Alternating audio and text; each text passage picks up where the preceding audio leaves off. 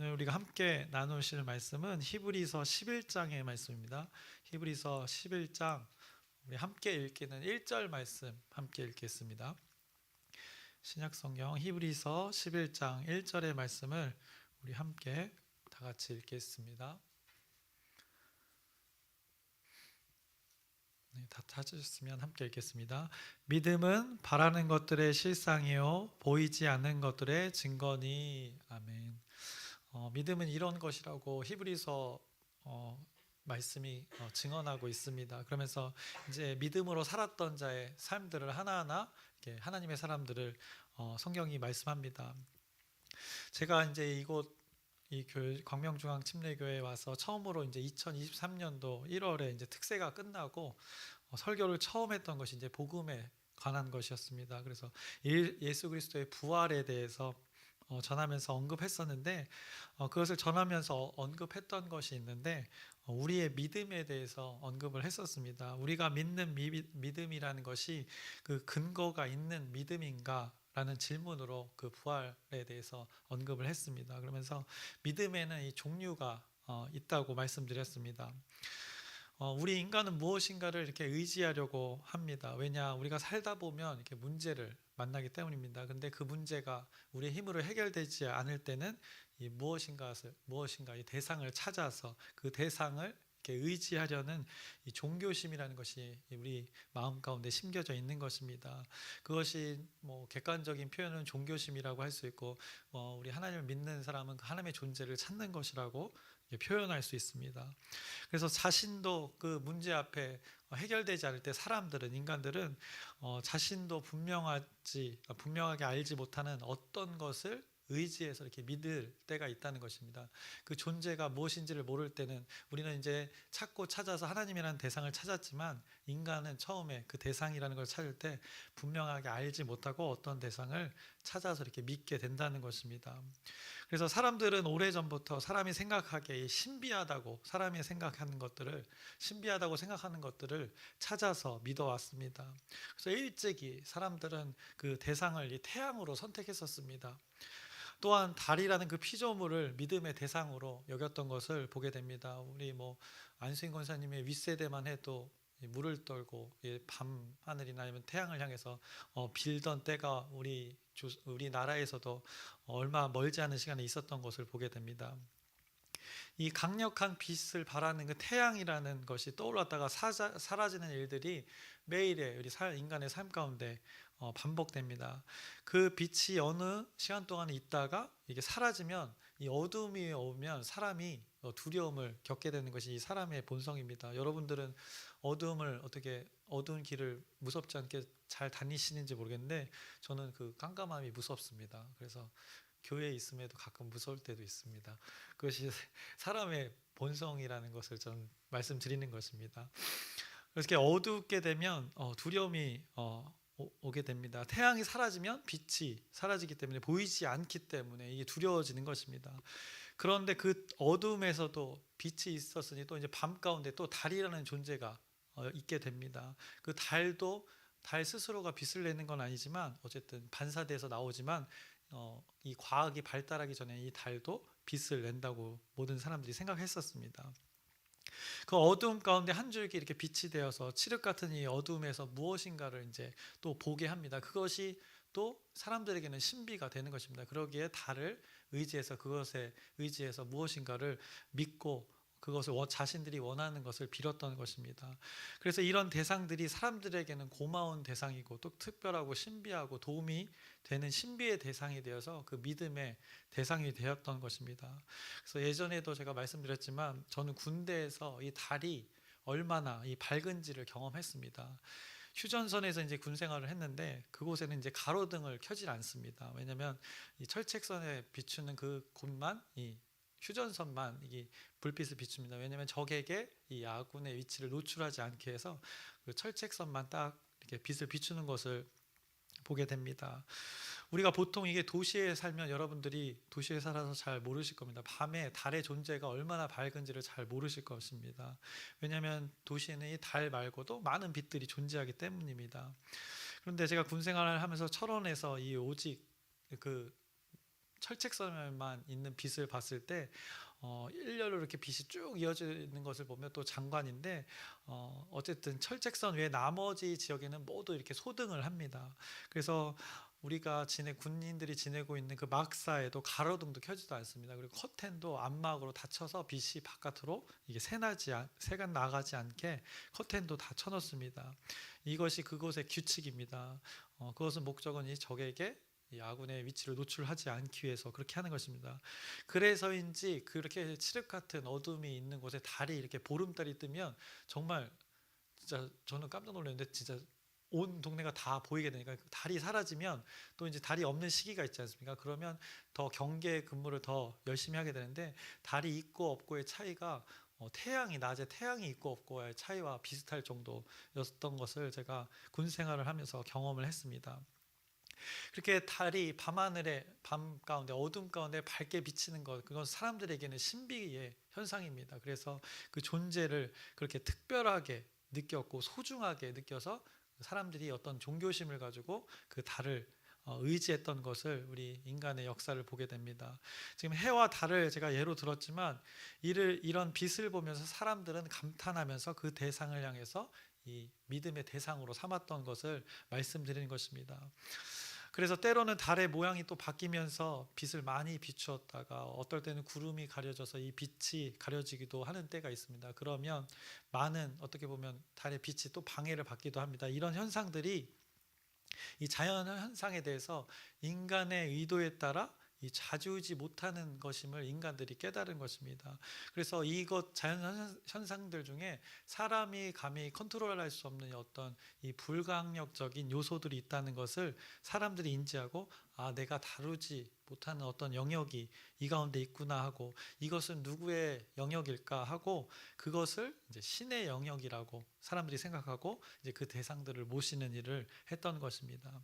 그래서 제가 계속해서 반복해서 이야기지만 그 자연 현상들을 통해서 그 자연의 피조물들을 의지해서 사람들은 그 자신의 그 연약한 문제들을 자신들의 그 불가항력적인 일들을 그 대상들에게 의지했던 것을 보게 됩니다. 그래서 내가 컨트롤할 수 없는 저 태양이라면 저 존재가 나의 문제를 해결해 줄 수 있지 않을까.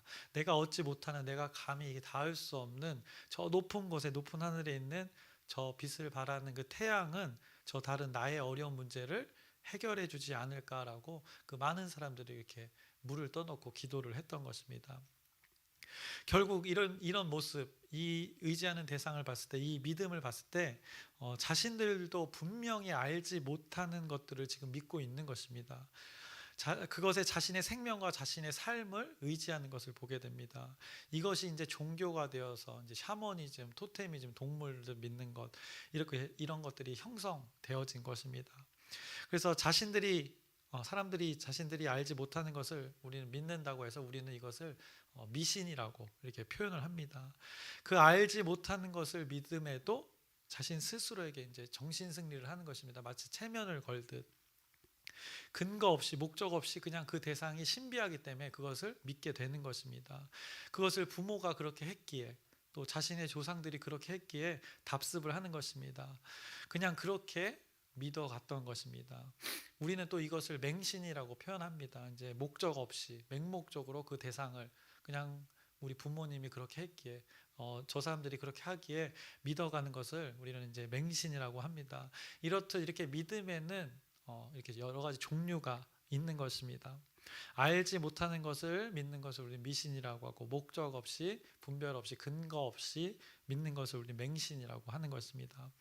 그런데 이제 확실한 근거에 의해서 믿는 것이 있으니 우리는 이제 확신이라고 합니다. 그것을 기독교라는 것이 예수 그리스도를 믿는 것이라는 것이 바로 확신이 되어지는 것입니다. 믿음의 대상이 분명하고 그 대상을 믿는 자와 이 소통을 한다는 것이 이 확신의 근거가 되는 것입니다. 이 관계를 하는 것입니다. 어느 종교에도 없는 우리 하나님을 믿는 것을 종교로 표현하지만 그렇지만 이 어느 종교의 일반적인 눈으로 봤을 때 이 종교에 없는 것은 바로 이 관계를 한다는 것입니다. 너는 너고 나는 나가 아니라 이 관계 없는 종교를 보면, 예를 들어서 부처를 보면 부처는 이미 죽은 사람입니다. 죽은 사람의 과거에 있었던 사람의 어떤 깨달음을 적어놓은 것을 보고 그것을 답습하는 것입니다. 예전에 살았던 지혜 있는 자의 말을 따르는 것이 불교의 가르침입니다. 자신이 또 신이라고 하는 그 마호메트에 있습니다. 이슬람 성경이라는 것을 이렇게 차용해서 왜곡하여서 자신이 어떤 신비한 존재의 위치에 이르렀다는 왜곡된 주장을 했던 마호메트도 있습니다. 그것이 이슬람 종교의 또 시작이 되는데, 이 마호메트가 주장하는 것이 지금 우리와 인간과 소통이 되는 이야기인가 이렇게 생각해 볼 때 전혀 그렇지 않다는 것입니다. 그 어떤 한 사람의 왜곡된 주장이라는 것입니다. 죽은 사람이 과거 했던 왜곡된 그 말뿐이라는 것입니다. 그래서 많이 양보해서 세상의 지혜 정도 된다고 말할 수 있습니다. 그런데 기독교의 가장 큰 특징은 이 지금도 살아계셔서, 그 하나님이라는 신이 살아계셔서 사람과 이 소통하고 관계한다는 것입니다. 하나님이라는 신이 살아계셔서 현재 진행형으로, 그리고 앞으로도 그렇게 사람들과 소통한다는 것이 이 기독교가 다른 믿음의 대상과 가장 큰 차이점입니다. 그래서 죽은 종교, 죽은 누구의 어떤 인간의 깨달음이 아니라 사람을 깨닫게 하는 일들이 이 살아있는 존재가 관여해서 작업해서 지금도 그것의 일들이 지금 현재, 우리 성경의 기록이 어떻게 보면 과거의 기록이지만 이 기록이 동시에 우리에게도 지금 우리가 살아가고 있는 현재에도 적용돼서 살아있는 것을 경험하게 되는 것처럼 그것 다른 타 종교와는 다른 점이 바로 여기에 있다는 것입니다. 살아있는 존재가 나의 삶에 관여하고 있다는 것을 삶의 이 수많은 일들을 통하여서 알게 되고 우리가 경험하고 있습니다. 그런 수많은 근거들의 경험이 이렇게 쌓이고 신뢰가 그래서 되는 것입니다. 그것들의 근거가 되어서 차곡차곡 근거가 되어서 결국에는 이 확신이 되어진 것입니다. 그래서 우리가 이것을 믿음의 종류 중에 확신이라고 표현합니다. 근거가 있는 신뢰, 근거가 있는 믿음. 여기에 기독교에서 말하는 믿음이라는 것이 여기에 이제 확신에 속하게 되는 것입니다. 그래서 기독교가 다른 종교와 다른 점은 그 신이라는 대상이 지금 살아계셔서 사람과 인격적으로 신인데 사람같이 소통을 할 수 있다는 것입니다. 사람의 입장에서 소통을 해주는 신이라는 것입니다. 신이 사람과 소통을 한다는 것을 신이 사람과 소통한다는 것이 다른 점이라는 것입니다. 다른 태양을 믿고 달을 믿는 것 일방적이지 않습니까? 이 사람이 뭐라고 자신의 문제를 고백하면 거기에 어떤 답이 옵니까? 그냥 빌기만 하는 것입니다. 자신이 원하는 것을 들고 나아가서 그 대상에게 일방적인 요구에 자신이 원하는 바가 이루어지면 뒷걸음치다 얻어 걸리는 것이 되는 것입니다. 근데 하나님이라는 이 신은 이 쌍방향 소통을, 이 근거를 가지고 하고 계시다는 것입니다. 내가 그분의 뜻을, 하나님이라는 신의 뜻을 물으면 그분이 귀 기울여 주시고 내가 느낄 수 있게 답을 주신다는 것입니다. 그런 가운데 우리가 알아들을 수 있게 사인도 해주시고, 때론 그분이 먼저 우리에게 어떤 것도 요구하시고, 요구보다 먼저 말씀하셨던 것은 이 성경의 기록으로 남겨주셔서 우리를 향한 그 이유 없는 사랑에 대해서 수없이 이 성경책에 기록해 두신 것입니다. 이것을 우리가 근거로 목격했을 때 그 알 수 없고 이해할 수 없는, 인간의 생각으로 알 수 없고 이해할 수 없는 그 사랑이라는 것을 우리가 경험케 하는 것입니다. 그것이 우리의 근거가 되는 한 내용이 됩니다. 그래서 그 하나님의 사랑이라는 것이 이 성경책에 무한히 담겨져 있는데, 그 하나님과 소통할 수 있는 근거가 바로 이 사랑입니다. 그거 하나님의 사랑을 깨달아가는 그 여정이 우리의 인간들의 삶이라는 것을 성경이 깨우쳐 줍니다. 그래서 그 믿음의 여정, 하나님의 사랑을 깨달아가는 그 시간들, 우리의 삶의 시간들을 믿음의 여정으로 이게 성경에서 많은 인물들의 삶을 통해서 깨우쳐 주는 것입니다. 그래서 그 하나님의 사랑을 깨달아가는 과정이, 하나님의 섭리를 깨닫는 과정이 이 믿음이 형성되어는 과정이라고, 또 여정이라고 우리가 할 수 있는 것입니다. 그 여정들을 통해서 우리가 하나님께서 주신 그 믿음이 잘 형성되어져 가는 것을 우리의 삶을 통해서 우리 보게 됩니다. 여러분에게 질문을 드려봅니다. 여러분은 믿음의 조상이 누구라고 생각하십니까? 네, 저는 이게 원래 새벽 때는 시간이 촉박해서 막 소통을 잘 하는데 주일학교 때는 이렇게 엄청나게 질문하고 막 하는데 수요 예배니까 조금 질문을 해보겠습니다. 믿음의 조상, 네, 안수인 권사님이 아브라함이라고 말씀하셨습니다.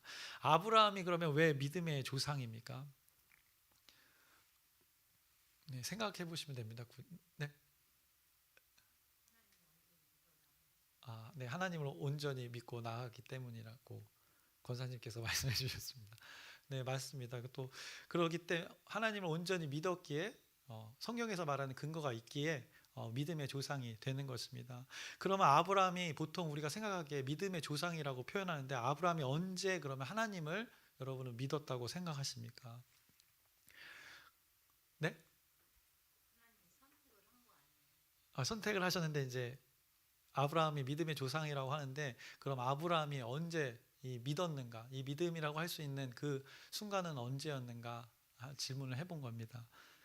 그래서 그 아브라함의 삶을 쭉 보시면 갈대아 우르를 떠날 때가 있었습니다. 그때 하나님을 믿었던 것일까 생각해 보시기 바랍니다. 아니면 가나안을 향해서 갔습니다. 갈 바를 알지 못하고 어디로 갈지 몰랐는데 가나안 땅을 어쨌든 갔습니다. 그런데 흉년이 들어서 이집트를 또 자기가 먹고 살기 위해서 갔습니다. 그런데 그 이집트에서 다시 깨달아서 흉년이 끝나고 다시 풍년이 되어서 나왔는지 분명하지 않지만 다시 이집트에서 빠져나와서 가나안 땅을 다시 향해 갔을 때 그때가 믿음의 때였을까? 아니면 이 롯을 구하기 위해서 그 말도 안 되는 그 전쟁에 참여해서 롯을 구하는 이 일들을 참여했을 때 이 아브라함의 믿음이 존재했었던 것인가? 아니면 이 롯과 헤어질 때 너가 좌하면 나는 우하고 너가 우하면 나는 좌하겠다. 이때가 하나님을 믿는 믿음의 때였을까? 언제일까요? 아니면 너무나 결정적인 사건, 소중한 아들, 그 아들을 약속대로 사라를 통해서 받게 된, 태어나게 된 그때였을까?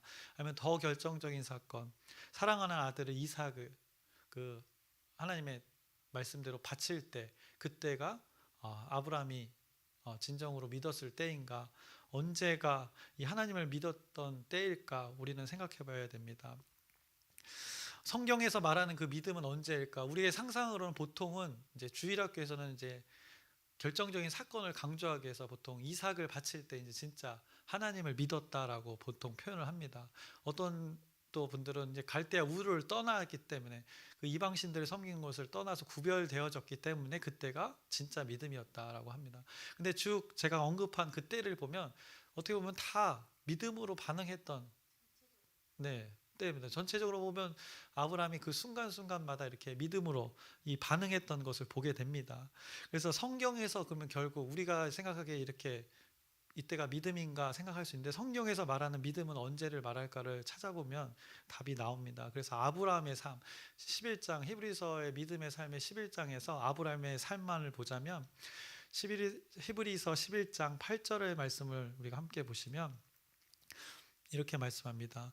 믿음으로 아브라함은 부르심을 받았을 때에 순종하여 장래 유업으로 받을 땅에 나아갈새 갈 바를 알지 못하고 나아갔으며 받을 땅 유업으로 받을 땅에 나아갈새 갈 바를 알지 못하고 나아갔다고 합니다. 근데 그것을 믿음으로라고 표현하고 있습니다. 이 순간을 믿음이었다라고 지금 선포하는 것입니다. 갈 바를 알지 못하고 나아갔다는 것입니다. 근데 그 전제는 그것을 평가하기로는 믿음이었다고 지금 평가하고 있습니다.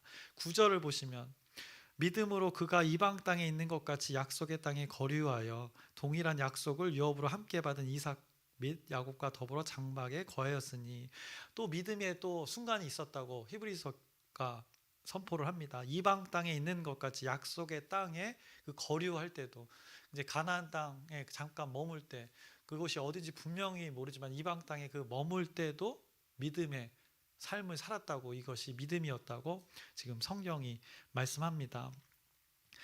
이방 땅이지만 약속의 땅에 거류했다는 것을 그의 삶에서 그렇게 했다는 것이 믿음이었다고 성경이 입증하고 있습니다. 이 아브라함의 행동, 이방 땅 이 수천 킬로미터를 옮겨온 것입니다.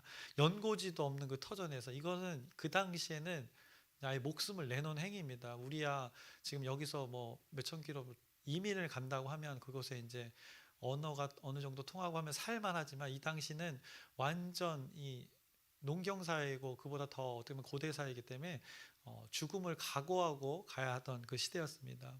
그런데 이 삶의 결정을 뭐라고 말씀했는가?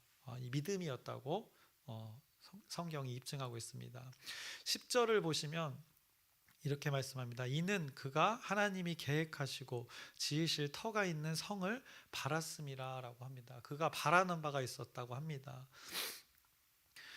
그가 하나님이 계획하셨다는 것을 한마디로 신뢰를 하면서 이렇게 바랬다는 것입니다. 하나님의 계획이 자기의 삶에 이렇게 이루어질 것을 바랬다고 성경이 말씀하고 있습니다. 그의 삶을 보자면 흉년이 들어서 그 가나안 땅에 머물기도 했지만 거류하기 이방 땅에 축복의 땅이라고 하는 곳에 머물기도 했지만 흉년이 들어서 어떻게 된가? 먹고 살자고 이집트로 도망치기도 했습니다. 약속한 땅이 어디인지 분명하게 모르게 그가 정처 없이 이방 땅을 돌아다녔고 흉년을 피해 도망친 그곳에서 또 어떻게 했습니까? 아내가 엄청난 그 미모의 아내였습니다. 그래서 아내를 어떻게 합니까? 왕에게 뺏길까봐 누이라고도 속이는 이 나쁜 남편이 되기도 했습니다. 그런데 그가 무엇을 확신했는가? 그가 하나님이 이 모든 자신의 삶 가운데 무엇인가를 계획하셨다는 것을 그가 신뢰했다고 오늘 10절에 말씀하고 있는 것입니다. 그리고 그 하나님이 그렇게 하시길 바랬다고 이렇게 증언하고 있는 것입니다.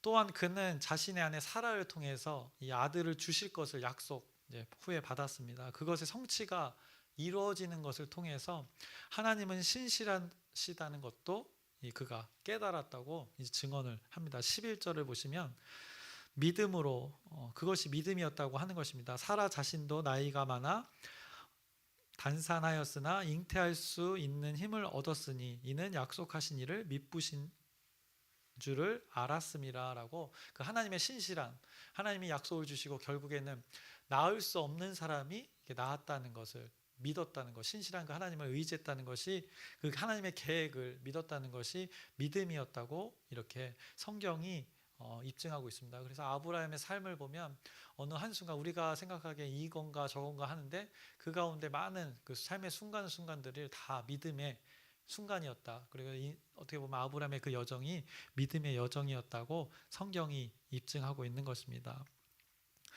근데 히브리서의 말씀은 이제 과거의 아브라함을 어떤 사람이라고 표현하냐면 죽은 자와 같았다고 성경이 말씀합니다. 12절을 보시면 이러므로 죽은 자와 같은 한 사람으로 말미암아 하늘의 허다한 별과 또 해변의 무수한 모래와 같이 많은 후손이 생육하였느니라 합니다. 그 죽은 자와 같은 자라고 표현합니다. 갈대아 우르를 떠나기 전을 이제 믿음으로 이런 행동들, 이런 삶의 고백 이전의 상태를 죽은 자와 같았다고 합니다. 하나님을 알지 못했던 자의 상태를 이 죽음의 상태라고 표현한 것입니다. 사망의 권세 아래 있는 것, 하나님을 알지 못하는 상태를 말합니다. 그래서 하나님의 다스림 아래 없던 자를 성경은 이렇게 죽은 자로 말씀합니다. 우리가 이렇게 주변을 나가 보면 길거리에 이렇게 멀쩡히 육신의 몸으로 돌아다니는 많은 존재들이 있습니다. 그 존재들은 하나님께서 그 존재들조차도 모든 사람은 이 생명을 하나님의 생기를 불어넣어서 창조된 피조물들입니다. 그런데 그들이 이것을 알지 못하고 망각하고 거부하고 깨닫지 못한 상태로 이렇게 살아 돌아다니고 있는 것입니다. 그런 자들과 동일한 상태에 있던 이 한 사람 아브라함을 갈대아 우르 지방에 살던 이 한 사람을 하나님께서는 택하셔서 이 죽은 자의 상태에서 건져내셔서 하나님의 역사를 이루어 가신 것을 이 성경을 통해서 입증해 내고 있는 것입니다. 하나님의 그 열심이, 하나님의 섭리가 이 사람을 통해서 이루어진 것이다 라고 우리에게 깨우쳐 주는 것입니다. 너희도 그렇게 불렀다고, 이 모든 사람을 향해서 그렇게 사랑을 전제로 이렇게 하고 계시다고 성경은 많은 부분을 통해서 입증하고 계시는 것입니다. 이 과정들을 볼 때, 이 아브라함의 이 삶을 볼 때 그가 언제 하나님을 믿었는가 이런 질문을 했습니다. 그가 언제 하나님의 선물, 그 믿음을 소유하게 되었는가 이렇게 질문해 보면 하나님께서는 이미 그를 택하셔서 갈대아 우르를 떠나라 한 그 말이 그에게는 믿음의 선물이 주어진 상태가 된 것입니다. 그리고 그가 이제 그 받은 선물을 이제 하나하나 포장을 하나하나 풀어가면서 그 포장지 안에 무엇이 들었는지를 이제 확인해 가는 과정이 이제 여러 이제 삶의 그 믿음으로 했던 그 과정들이 되어지는 것입니다. 우르를 떠나 하란에 이르렀던 그 시기가 있었고, 아버지 그 데라가 죽고 또 더 멀리 이제 가나안이라는 땅으로 향해 나아가는 그 여정, 그리고 가나안에 도착했다가 또 흉년이 들어서 이집트에 들어갔다 나오는 그 여정, 그의 삶의 순간순간들의 시간에서 하나님께 반응했던 그 순간들이 하나님께 그 받은 믿음의 선물의 상자를 이렇게 하나하나 풀어보는 과정의 시간들이었다고 성경이 말씀하고 있는 것입니다. 그래서 히브리서 11장에서 믿음으로라는 이 선포를 통해서 아브라함의 그 삶의 한순간 한순간 모두를 그 순간들을 모두 믿음이었다고 성경이 입증하고 있는 것입니다. 그 가운데 하나님이 관여하셔서 이 한 사람을 이끌고 계시다는 것을 성경이 말씀하고 있는 것입니다. 아까 질문드리기를 아브라함이 언제 하나님을 이렇게 믿었는가 질문했는데, 인간의 입장에서 보자면 사람들은 하나님의 은혜의 선물에 이제 조금씩 점진적으로 하나님의 선물에 반응을 한 것입니다. 아브라함의 삶이 하나님의 주신 그 선물에 반응했던 것을 표현할 수 있습니다. 하나님께서는 이미 그에게 선물을 주셨고 그의 삶은 그것이 확인되어져 가는 과정들이었던 것입니다. 그래서 아브라함은 언제 믿었는가에 대한 대답을 굳이 해보자면 어느 한순간 우리가 보통 생각하는 이삭을 바쳤던 그 순간만이 믿음의 순간만이 아니라 그 삶의 아브라함의 삶의 전 구간이 하나님을 믿었던 그 믿음이라고 표현할 수 있는 것입니다. 그래서 우리가 이 사람이 언제 믿었는가, 인간의 입장으로는 생각할 수 있습니다. 내가 언제 하나님을 믿었는가 생각해보면 어떤 결정적인 사건이 분명히 있을 것입니다. 저도 이제 강화도의 집회에서 하나님 말씀을 들었던 그 순간이, 저는 이제 과거에는 그때가 하나님을 믿었던 순간이라고 하지만 또 지에 지나면 또 성숙해져서 또 하나님을 더 신뢰하던 그 순간들이 있었던 것입니다. 그래서 어느 구원파처럼 어느 한 순간이 아니라 우리의 믿음의 정의는 이 모든 어떤 전체 우리 삶의 어떤 구간이 되는 것을 우리가 깨달아야 할 것입니다. 그래서 좁은 어떤 사건의 순간이 믿음이 아니라 사건이 이루어지고 경험되어지는 이 모든 삶의 과정을 우리는 믿음이라 할 수 있겠다라고 지금 제가 성경의 말씀으로 여러분을 설득하고 있는 것입니다. 동의가 되어지십니까? 네. 우리가 보통 생각했던 아브라함의 삶에서 어느 결정적인 사건의 순간만 그 믿음의 순간이었다고 한다면 그것에는 분명히 오류가 있을 수밖에 없다는 것입니다. 그래서 성경은 히브리서의 이 말씀은 그의 아브라함의 삶의 중요한 사건들의 순간 앞에 다 무엇을 붙였는가? 믿음으로라는, 믿음이었다라고 이 전제를 붙이는 것입니다. 우리가 보기에 완벽히 하나님을 만족시키지 않았던 순간이었더라도 그가 하나님의 선물에 반응했던 그의 삶의 결정과 선택이 믿음의 그 점진적인 성장과 성숙의 변화였다고 성경이 지금 인정해주고 있는 것입니다. 아브라함이 했던 그 반응을 믿음이라고 하나님께서 칭해 주셨습니다. 그래서 갈대아 우르를 떠나는 것도 하나님이 보시기엔 믿음이었고, 사라를 통해 이삭을 얻게 된 것도 믿음이었고, 약속의 땅에 머무는 것도 믿음이었고, 하나님의 자신을 향한 그 계획이 자신에게 이루어질 것을 바라고 원했던 것이 믿음이었다고 오늘 히브리서의 말씀을 통해서 하나님께서 입증해 주시는 것입니다. 그래서 그의 인생 전체를 들여다보면 그의 인생의 전체에 하나님께서 주신 그 믿음이라는 선물을 아브라함이 이렇게 하나하나 풀어가보는 그 순간들이었음을 우리가 보게 되는 것입니다. 그 포장지 하나하나를 뜯어보니 어떻습니까? 거기 안에 하나님의 사랑이라는 것이 담겨져 있는 것입니다. 그것을 통해서 많은 민족을, 또 아브라함을 통해서 많은 민족을 이루시겠다는 그 하나님의 약속이 그가 열어보니 담겨져 있던 것을 발견한 것입니다. 그래서 그 먼 땅에서 그곳 가나안 땅으로 하나님께서 불러내어서 그곳에 거하게 하면서 그곳에 자리 잡아서 이 하나님의 자녀로 그가 살아갈 때 믿음의 조상, 민족의 조상으로 살아가게끔 하셨다는 것을 그가 이 계획을 바랬고 원했던 대로 나중에 후에 깨닫게 되었던 것입니다. 결국 그의 삶을 보면 또 가질 수 없는 아들을 하나님께서 또 허락하시고, 그 존재가 또 누구로부터 왔는지 결국에 바치는 일들을 통해서 다시 한번 그 하나님이라는 신의 존재를 이 믿음을 통해서 확인시켜 주면서 그 아브라함은 그 받은 선물에 대해서 다시 한번 생각하게끔 하나님께서 그 환경을 허락하셨습니다.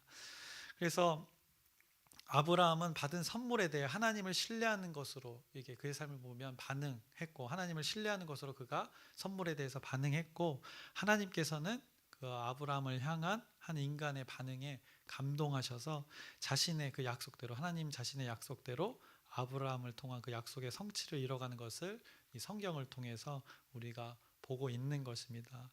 그래서 아브라함이 반응했던 것과 하나님께서 아브라함을 향한 선택의 사랑이 이 맞닿는 순간이었던 것입니다.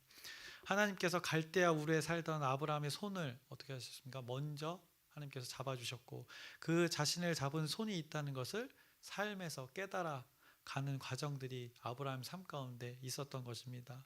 그래서 때가 이르러 자신의 손을 잡은 하나님의 손을 아브라함도 꼭 붙드는 그 하나님과 아브라함의 그 친밀한 관계의 일들을 이 히브리서의 말씀을 통해서 입증해내는 것을 우리가 보게 됩니다. 이렇듯 믿음이라는 것은 어느 한순간의 사건에 머무는 것이 아니라는 것입니다. 믿음을 정의할 때 하나님이 주신 선물이라는 것은 그렇게 순간순간에만 유효한 것이 아니라는 것을 여러분들이 기억하시길 바랍니다. 우리에게, 그리고 모든 사람에게 이미 주어진 믿음이라는 선물이 있다는 것입니다. 하나님은 모든 사람을 향해서, 이 세상 전체를 향해서 사랑하셨습니다. 우리만 이렇게 구별해서 택한 것이 아니라, 택한다는 표현은 거기에 신학적으로 잘 의미를 해석해야 되는데, 모든 사람을 향해서 하나님은 사랑하셨습니다.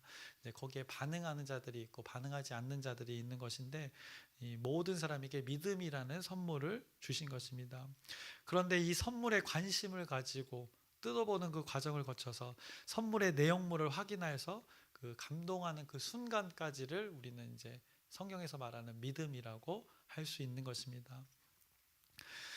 반면에 받은 선물을 알지 못하고 자신의 의지로 무엇인가를 만들어서 감동으로 살아가려는 것이 이 세상에 속한 자들의 삶이 되는 것입니다. 하나님의 선물을 망각하고 거부하고 사는 것이 우리는 보통 표현할 때 이제 믿음이 없다고, 부재한다고 표현하는 것입니다. 지금 아브라함의 삶을 우리가 나누었는데, 여러분은 지금 어느 여정을 지나고 계십니까? 여러분의 감정과 환경에 따라 믿음의 정도가 또 변한다고 우리는 생각할 수 있습니다. 그런데 그렇지가 않습니다. 우리의 믿음이라고 하는 것이 좋았다가 나빴다가 하는 것이라 생각하는 것은 이 오늘 말씀을 통해서 볼 때 오류가 있게 되는 것입니다. 믿음은 선물로 받은 것이라고 하면서 받은 선물이 오늘은 있다가 내일은 사라졌다 하는 것이 아니기 때문입니다. 그래서 오늘 11장 1절의 말씀, 믿음은 바라는 것들의 실상이요라고 이렇게 보지 않는 것들의 증거라고 이렇게 선포를 가장 먼저 처음 했습니다. 이미 우리에게 주어진 그 믿음이 있다는 것을 말씀합니다. 하나님께서 우리에게 주어진 그 믿음 가운데 계획이 있다는 것입니다. 아브라함처럼 한 사람을 부를 때는 그 계획이 있고 약속이 있다는 것입니다. 그런데 그 계획이 무엇인지를 알고 깨달아서 그 계획대로 이루어져 가길 바라는 것이 이 믿음이라고 히브리서 말씀은 지금 말하고 있는 것입니다. 아직 이루어지지 않았지만 그 하나님의 놀라우신 계획이 저와 여러분의 삶의 여정 가운데 하나하나 삶의 증거들을 통하여서 차곡히 쌓이고 쌓여서 믿음의 그 선물 포장이 잘 벗겨져서 그 하나님의 본체 사랑이 드러나 그 온전한 그 사랑을 깨달아 누리길 원하는 것이 이 하나님의 마음과 뜻이라고 이 히브리서의 오늘 말씀을 통해서 우리에게 전달해주고 있는 것입니다. 여러분은 지금 선물을 받았다는 것을 깨달았을 수도 있습니다. 어떤 분은 이미 포장지를 다 뜯고 사랑이 뭔지를 경험하여서 이 자신의 삶을 송두리째 이 하나님께 올인한 사람들도 있을 것입니다. 이것은 우리의 나이와 환경, 이 신앙생활의 시간과 비례하는 것이 아닙니다. 진실된 이 하나님을 향한 믿음이면 포장지를 이 한순간에 뜯어서 제껴서 하나님의 사랑 안에 온전히 누리게 될 수도 있는 것이 하나님의 방법입니다. 우리는 이제 이미 우리에게 주어진 선물이 있다는 것을 여러분들은 아는 사람들입니다. 이 선물을 받았다는 것을 이제 우리는 어떻게 되는가? 우리 삶에서 이 받은 선물이 있다는 것을 세상 가운데 입증해내면 되는 것입니다. 하나님의 섭리가 그렇게 이끌어 가실 것이니 선물을 받았다는 것을 그대로 그분께 우리의 모든 것을 맡기고 의지하면서 우리 받은 선물을 세상 가운데 나타내면 되는 것입니다. 그래서 그 입증했던 자들을 오늘 성경에 나타나고 있는데 그 두 사람을 보고 설교를 마치려고 합니다. 4절을 보시면 그 입증해낸 사람들이 있습니다. 주신 선물을 4절을 보시면 믿음으로 아벨은 가인보다 더 나은 제사를 하나님께 드림으로 의로운 자라 하시는 증거를 얻었으니 하나님이 그 예물에 대하여 증언하심이라. 그가 죽었으나 그 믿음으로써 지금도 말하느니라 라고 성경이 말씀합니다. 하나님께 드림으로 더 나은 제사를 하나님께 드림으로 의로운 자라 하시는 증거를 얻었다고 합니다. 그가 이 드림으로 드린 예물로 의로웠다고 성경이 입증하고 있습니다. 하나님이 인정하는 그의 삶은 그가 이 구별된 드림 가운데 입증했다고 지금 히브리서 기자가 말씀하고 있는 것입니다. 또 에녹은 어떻게 믿음을 입증했습니까? 그 다음에 보시면 에녹에 대해서 5절과 6절의 말씀에 나오는데 믿음으로 에녹은 죽음을 보지 않고 옮겨졌으니 하나님이 그를 옮기심으로 다시 보이지 아니하였느니라. 그는 옮겨지기 전에 하나님을 기쁘시게 하는 자라 하는 증거를 받았느니라. 믿음이 없이는 하나님을 기쁘시게 하지 못하니 하나님께 나아가는 자는 반드시 그가 계신 것과 또한 그가 자기를 찾는 자들에게 상 주시는 이심을 믿어야 할지니라 라고 이렇게 또 히브리서 11장의 말씀이 입증하고 있습니다. 에녹은 어떻게 믿음을 입증했습니까? 그가 살아있는 상태로 옮김을 받았다고 하는데 그가 하나님을 기쁘게 했다고, 그 살아생전에 그렇게 했다고, 그것으로 입증을 했다고, 그것이 믿음이었다고 오늘 성경이 말씀합니다. 그가 계신 것을 신뢰했다고 합니다. 하나님이 살아계신 하나님이라고 자신과 함께하고 계시다는 것을 신뢰했다고 오늘 성경이 말씀합니다. 하나님을 부정하는 자들에게 하나님은 살아계시다라고 그가 그의 삶에서 입증했음을 고백합니다. 이것이 성경은 이것이 믿음이라고 정의하고 있는 것입니다. 그래서 여러분도 지금 아브라함과 동일한 여정을 지금 하고 계신 것입니다. 여러분의 믿음이 좋아졌다가 나빠졌다가 하는 것이 아니라 이미 여러분에게 주어진 그 하나님의 사랑이 담긴 믿음이라는 선물이 여러분에게 주어졌고 그것을 뜯어보는 그 과정을 하고 있는가 안 하고 있는가에 따라서 우리의 느낌이라고 하는 것이 좋았다가 또 좋다고 표현하기도 하고 또 믿음이 안 좋아졌다라고도 이렇게 표현하는 것입니다. 우리의 반응의 정도를 우리 인간이 그렇게 표현하는 것입니다. 그러나 본질은 이미 우리에게 주어진 믿음의 선물이 있다는 것을 여러분들이 이 말씀을 통해서 기억하시면 됩니다.